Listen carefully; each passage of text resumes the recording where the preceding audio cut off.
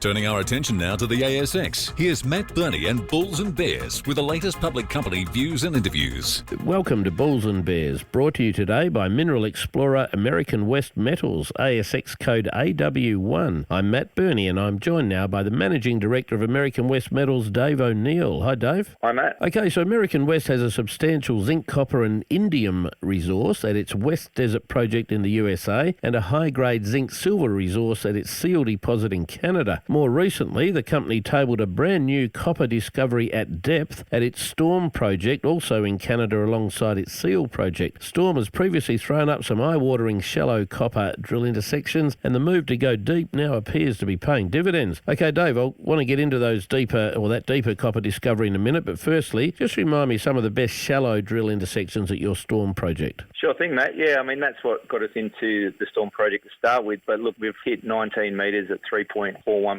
copper from surface, 110 metres at 2.45% copper from surface, 56.3 metres at 3.07% copper from 12.2 metres downhole. Okay, so you recently elected to drill deep under those initial surface discoveries. What led you to go deep? What was the geological theory? Well, for some time, the right type of host rocks have been recognised in the project area, but we came and did a high-powered survey last season, EM survey up in the area, and that identified 7 flat-lying anomalies in fantastic geological locations, and we elected to test one of those, and there's still 6 remaining to be untested. All right, well, let's talk about that one you did test. What was the result? We think it's a major discovery and really shows a lot of volume of copper mineralisation at depth. We hit from 277 metres over 68 metres of visual chalcopyrite mineralisation, and chalcopyrite is obviously a copper sulfide. There's also some sphalerite, which is zinc sulfide in the lower parts of that intersection. And the best thing is that intersection is still open at depth. The rig had a minor mechanical failure, so we lost that hole. So